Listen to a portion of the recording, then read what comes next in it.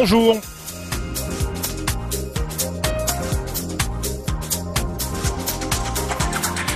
IPGR Chronique Info.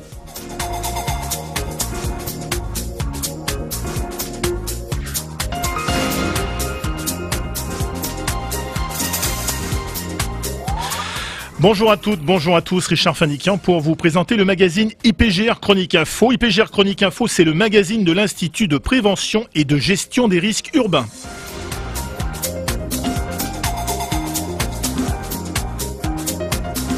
Une émission consacrée aujourd'hui au master gestion des risques sur les territoires ainsi qu'au plan communal de sauvegarde.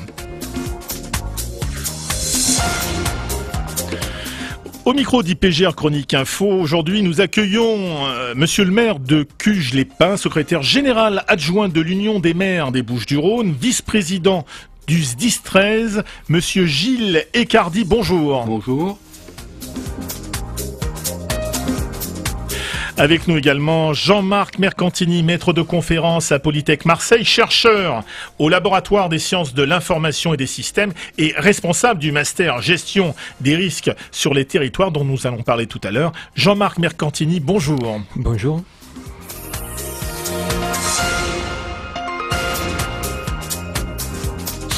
Alors nous entrons tout de suite dans le vif du sujet. Monsieur le maire, Gilles Ecardi, quel est selon vous le rôle d'un maire en matière de prévention et de gestion des risques ?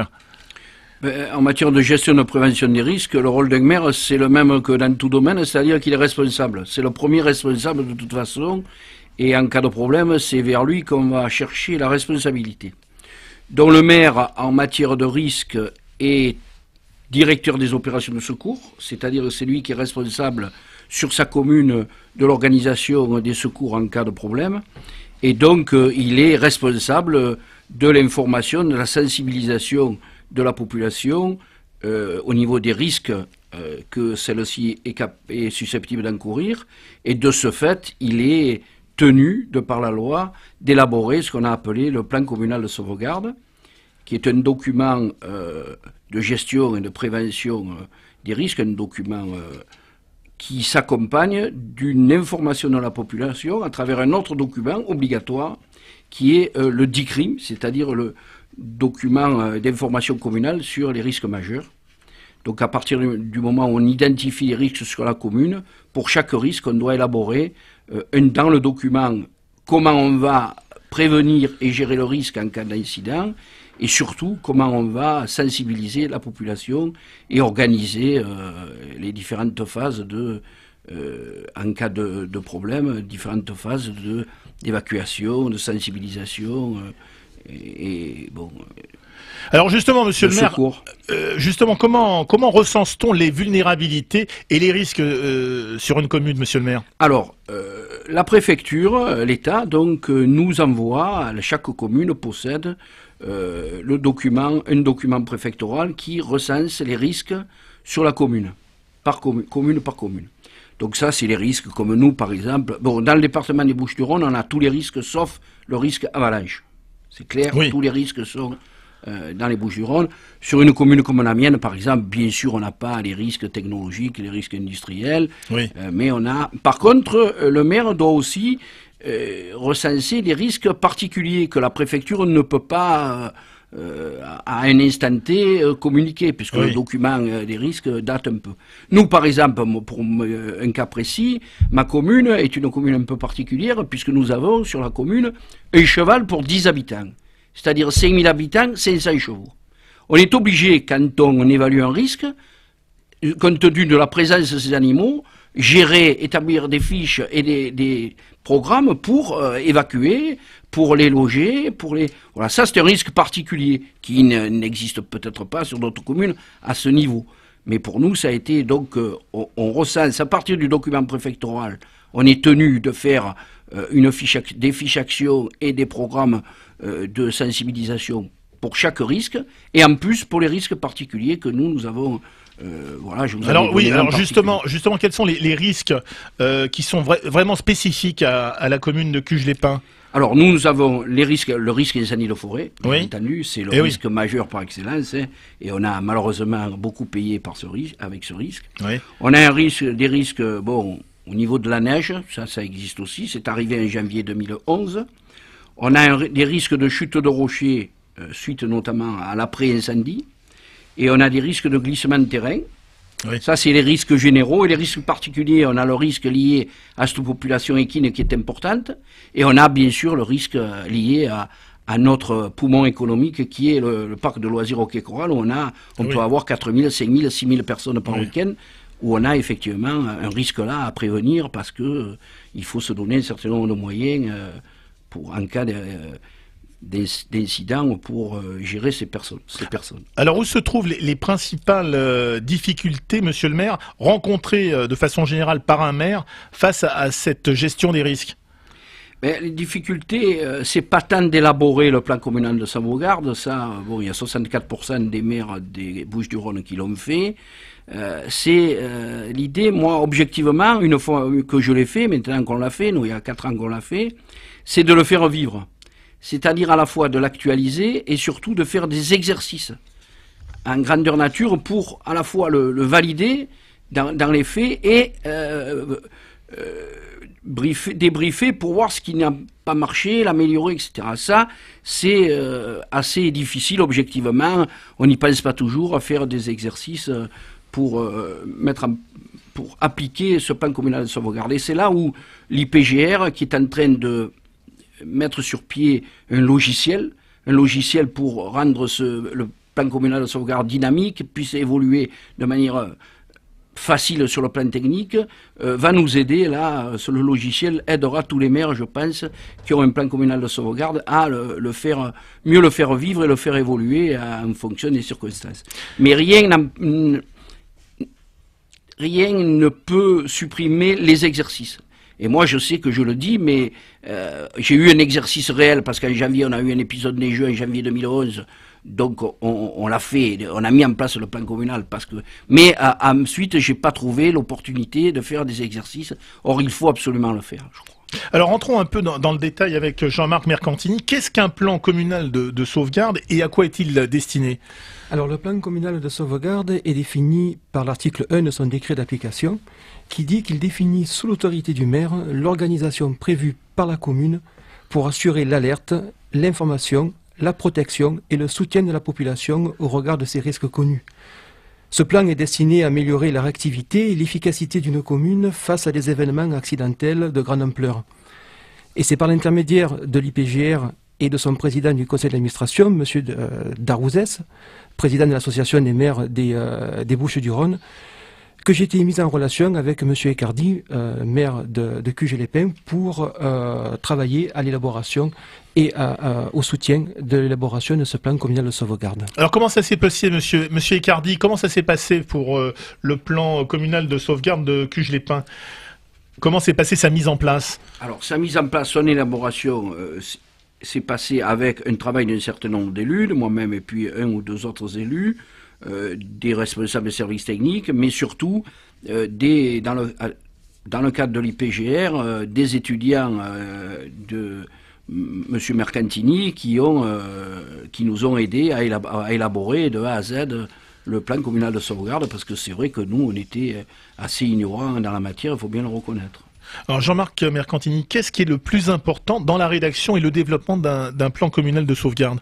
Alors à mon sens, le plus important est que ce plan doit être développé et mis à jour par les acteurs de la commune qui sont en charge de sa mise en œuvre.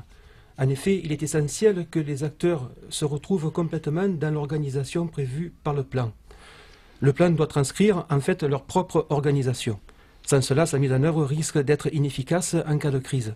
Et malheureusement, ce qu'on rencontre assez souvent dans un certain nombre de communes, c'est le problème qu'ils en viennent à acheter des plans communaux de sauvegarde sur étagère. Et dans le cas du développement du plan communal de sauvegarde de Cuges-les-Pins, comme M. le maire l'a rappelé tout à l'heure, la participation de l'IPGR et de Polytech Marseille a consisté essentiellement à guider, conseiller et mettre en forme le document. Mais par contre, le contenu est le résultat du travail des acteurs de Cuges-les-Pins. Alors comment mettre en place de la façon la plus efficace l'organisation nécessaire à la diffusion de l'alerte et des consignes de sécurité? Alors pour cela, le plan communal de sauvegarde contient un chapitre essentiel qui est le DICRIM. Tout à l'heure, Monsieur le maire, DICRIM, oui. Le DICRIM. Tout à l'heure, Monsieur le maire en a fait référence. Oui. Donc, qui est le document d'information communale sur les risques majeurs.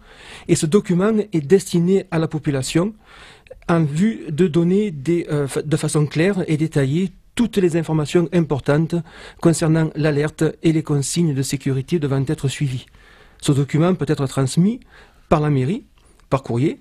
Quelquefois, les communes envoient directement ce document par voie postale, ou il peut être communiqué via des médias modernes, on va dire, entre guillemets, à savoir directement téléchargeable sur les sites des communes. Alors, Jean-Marc Mercantini, vous animez, vous, le groupe de travail Plan communal de sauvegarde de l'IPGR. Gilles Cardi, quelles ont été vos relations avec ce groupe de travail et Jean-Marc Mercantini? Le groupe de travail, Jean-Marc l'a dit, c'est que nous, on a fait un groupe de travail, je dirais, interne à la commune avec les acteurs. Les acteurs, donc, il y a les élus, les pompiers, le comité communal feu de forêt, le personnel communal, le service technique, la police municipale, la gendarmerie pour nous, puisqu'on est en compétence gendarmerie, et ce qu'on a appelé les personnes ressources. Je reprends l'exemple des chevaux.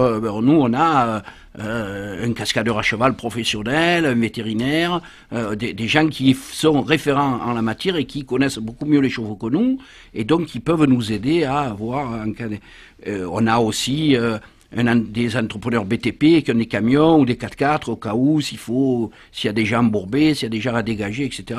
On a toute une série de personnes ressources.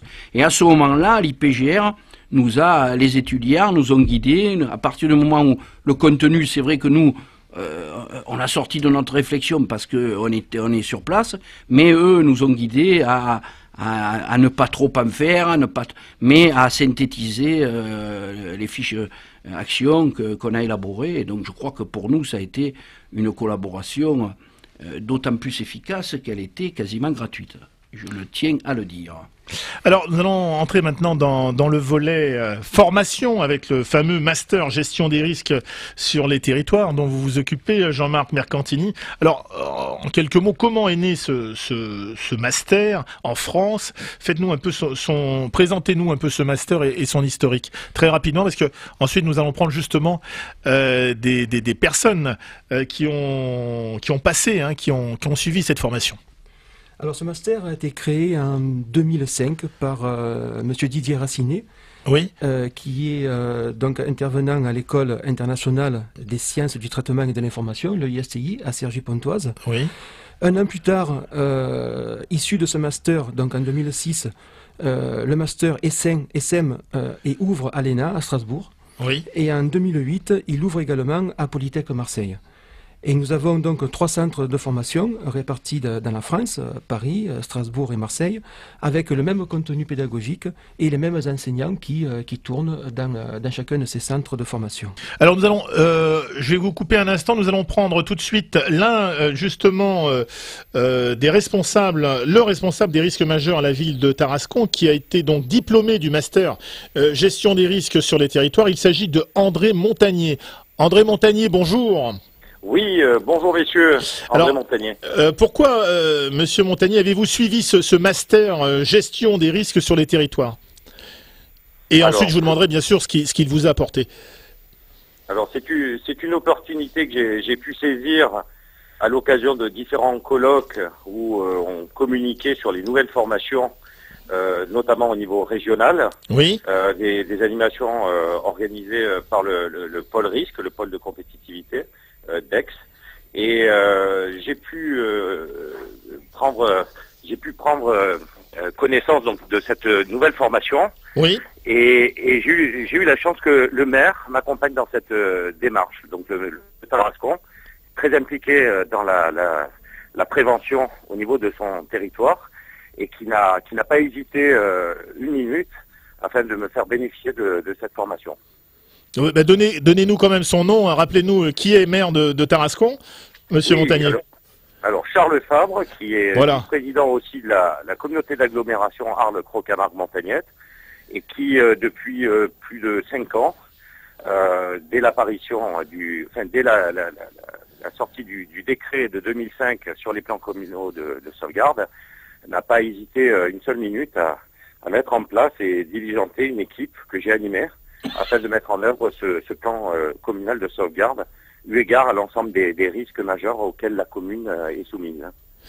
Alors, qu'est-ce que vous aura apporté, je dirais, à titre personnel, cette formation, Monsieur Montagnier?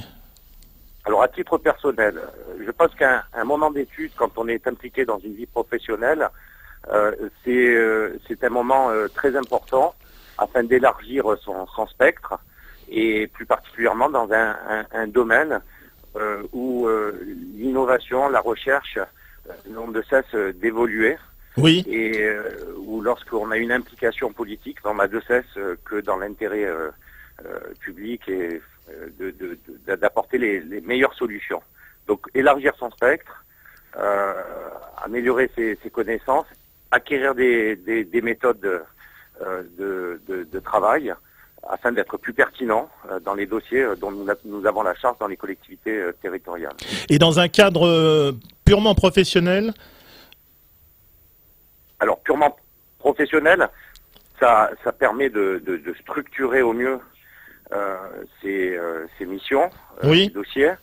Ça porte beaucoup plus de pertinence, d'efficacité. Ça permet aussi de faire partager auprès de nos collaborateurs, qu'ils soient élus ou agents de la collectivité, de faire partager aussi ces nouvelles connaissances et d'être beaucoup plus opérationnel.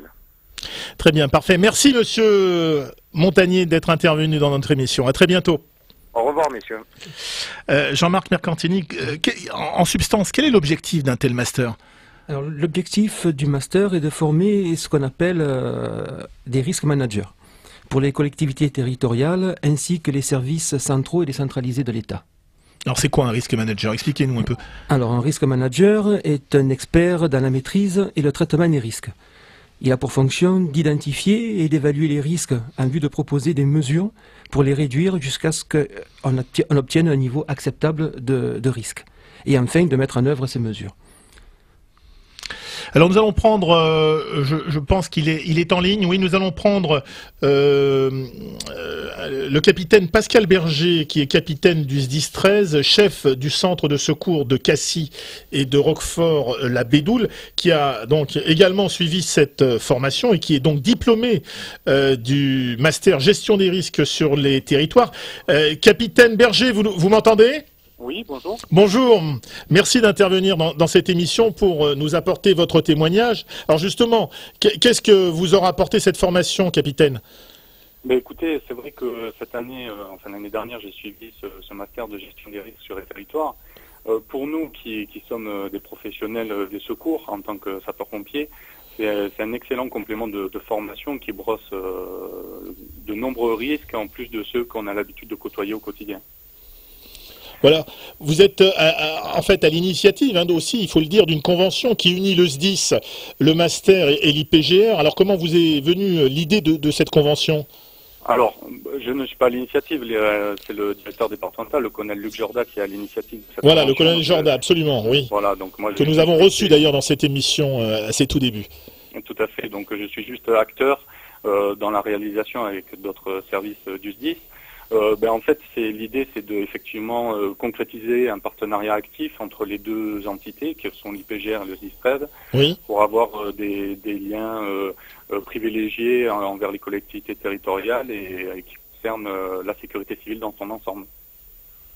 Voilà, quel souvenir vous gardez de cette formation? Quel est le souvenir le plus important que vous garderez en mémoire à travers toute cette formation reçue? C'est vrai que ce master suivi donc à l'école polytechnique universitaire de Marseille m'a permis de côtoyer d'autres auditeurs qui sont issus d'autres milieux que ceux des sapeurs-pompiers et de faire face à des intervenants très intéressants et férus dans leur domaine. J'ai appris de nombreuses choses sur des risques qu'on ne côtoie pas au quotidien, comme la santé publique ou les risques juridiques, par exemple, ou le droit à l'économie de la gestion des risques. Ce sont des parties qu'au quotidien, nous ne côtoyons pas au sein de notre profession. Parfait, très bien. En tous les cas, merci à vous aussi, capitaine Pascal Berger, d'être intervenu dans notre émission. À bientôt. Merci à vous, au revoir. Jean-Marc Mercantini, je reviens vers vous. À qui s'adresse en fait ce master gestion des risques sur les territoires? Alors ce master est accessible aussi bien dans le cadre de la formation continue que de la formation initiale. Concernant le niveau d'études des candidats à cette formation, elle s'adresse à des personnes qui ont déjà un diplôme de niveau Bac plus 5 ou qui peuvent faire valoir une équivalence de ce titre ou de ce niveau au regard de leur expérience professionnelle, comme ça arrive souvent aujourd'hui, et en tout cas avec l'essentiel des candidats que nous avons sur Marseille, à Polytech Marseille. Concernant le profil, on trouve des candidats venant d'origines diverses, à savoir des responsables risques issus des collectivités territoriales, comme c'était le cas de M. André Montagnier, des agents des préfectures, ça peut être des pompiers professionnels, comme c'était le cas de M. Berger, ou bien des pompiers volontaires, comme c'est le cas cette année, avec l'un d'entre eux. Ça peut être des militaires également qui suivent cette formation, et également des étudiants en formation initiale. Je vais revenir vers vous, monsieur le maire, monsieur Ecardi, vous qui êtes vice-président, donc, enfin secrétaire général même adjoint de l'Union des maires des Bouches-du-Rhône. Où en est aujourd'hui la culture du risque à travers tous nos élus des Bouches-du-Rhône? Quel sentiment vous avez à ce niveau-là? Est-ce que vous avez vu les choses évoluer depuis la dernière décennie? Oui, je crois que les choses évoluent dans le bon sens, vers la prise en compte de plus en plus importante des risques. Malheureusement, c'est des événements malheureux qui nous ont fait effectivement avancer. C'est toujours comme ça. Je pense à Furiani, je pense à l'accident de Toulouse, je pense qui ont impacté les communes et où la responsabilité des élus a été parfois recherchée. Et donc, effectivement, je crois qu'on évolue dans le bon sens. Ça fait partie, je crois que d'un des devoirs d'un maire de prévenir, de sensibiliser sa population et de travailler pour, dans le cadre de la prévention et de la gestion des risques si malheureusement un incident arrive. Je crois qu'on est aujourd'hui, je pense, les derniers chiffres, c'est 64% des communes qui ont un plan communal de sauvegarde parmi les 119 communes des Bouches-du-Rhône. Donc je crois qu'on avance dans le bon sens et l'IPGR et le SDIS nous aident bien là-dessus pour sensibiliser. Je pense aussi à l'agence technique départementale qui est une structure de conseil général destinée à l'aide aux communes qui sensibilise chaque année, pratiquement chaque année, les élus à la culture du risque et à sa prise en compte. Alors Jean-Marc Mercantini, on entend parler de la future ouverture, alors c'est encore au conditionnel, d'une filière risque à Polytech Marseille. Oui, il s'agit de la création d'un nouveau diplôme d'ingénieur à Polytech Marseille. L'intitulé de ce futur diplôme, si toutefois on a l'accréditation, est la modélisation, la simulation et la gestion des risques naturels et technologiques. Pour cela, nous avons déposé un dossier d'accréditation auprès de la commission des titres d'ingénieur, ce qu'on appelle la CTI, en juin 2011. Nous avons été auditionnés fin novembre et nous aurons le résultat final le 14 février. Si le résultat est favorable, nous pouvons envisager son ouverture dès la rentrée universitaire de septembre 2012. C'est un diplôme qui est ouvert à des étudiants issus des classes préparatoires, des DUT ou des licences deuxième année et troisième année. Votre sentiment, vous, sur l'évolution dans les consciences de cette culture du risque, est-ce que vous avez le sentiment que ça va dans le bon sens, au niveau des élus et de façon générale? Alors moi, ça fait quelques années que je travaille au sein de l'IPGR, donc j'ai rejoint cet institut en 1996. Et effectivement, les questions que nous nous posions alors de sensibilisation des élus à ces problèmes relatifs au risque ne se posent plus aujourd'hui dans les mêmes termes, puisque effectivement il y a eu, en tout cas de mon expérience, ces 14 années, voire 15 qui se sont passées, et effectivement tout le monde aujourd'hui sait ce qu'est un risque, sait comment connaît les responsabilités qui le concernent, a connaissance de ce qu'est un plan communal de sauvegarde. D'ailleurs, M.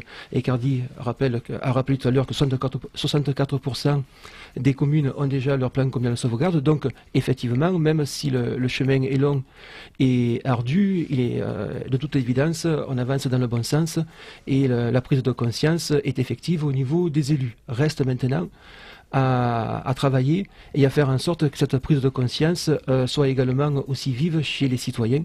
Et c'est le deuxième objectif qu'on s'est fixé aujourd'hui à l'IPGR, d'arriver à atteindre et à sensibiliser nos citoyens pour faire en sorte qu'ils fassent partie intégrante des forces de réaction vis-à-vis des risques.